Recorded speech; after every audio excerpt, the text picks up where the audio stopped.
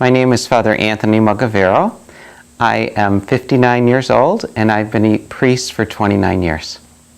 When I went to high school, I went to a retreat for teenage youth, and the priest, or I don't know if he was religious, was all dressed up, and something inside me said I should think about that life. But I kind of put it aside because I wanted to have a family and whatever. 2 years later, my father's giving me a haircut, and it was just like a flashback that I thought of that time in that retreat and how I was feeling called and I had pushed it aside. And that was so strong that I knew I had to follow it through. When I shared this with my parents, they actually were a little sad about it, and actually were upset about it because they knew that this would be not always an easy life, and they wanted the best for me. And so actually it was a wonderful training for me in terms of discerning God's will in my life, and that will was personal, and it didn't always need the feedback of even the people I loved the most in order to know that I was called to it. Once I got to the seminary, it was a challenge for me, but it was all about God for me, about the academics, the study, the discipline, and it all went through the filter of how I've been brought up with my family at home, that there's nobody like God. God is so great. And so you're willing to go through whatever the sacrifice is to get to know Him better, to study Him more, and to be able to be put in a position where people are going to look to you as somehow an instrument for that directly, which is wonderful. On my ordination day, I basically had like the whole community behind me.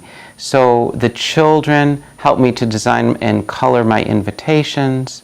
The parishioners all brought flowers.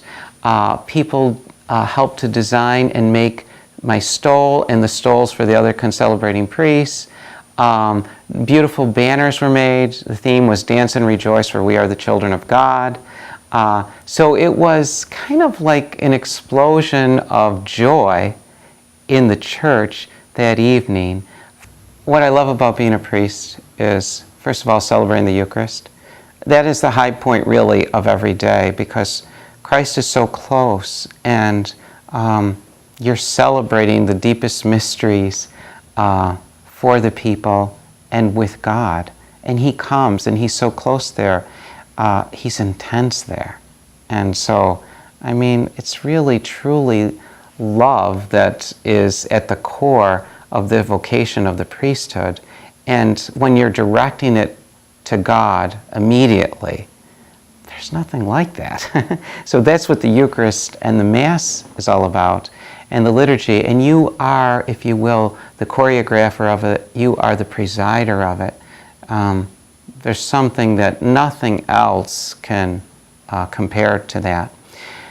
So to those who are considering the priesthood but aren't sure, I would say that first of all, bring whatever your concerns are to God in prayer, because God is the one who will be able to relieve any anxiety, fear, or whatever, or give you a certain perspective on the particular question or struggle that is there. So you definitely want to feel called by God.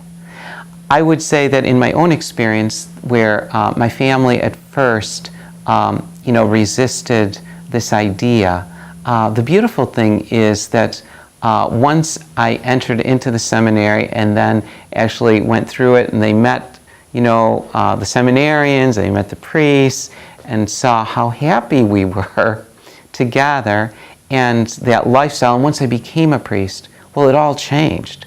My parents were so proud of me.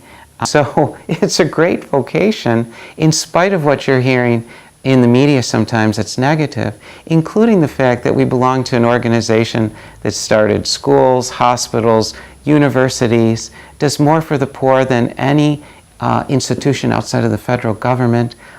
We're proud about what we do as Catholics and living on the legacy of Jesus as he told us how to live. We have a great power in the church, and so to be an instrument of that for God is so wonderful. So I encourage you to pray, and God will help you to work through whatever the difficulties might be.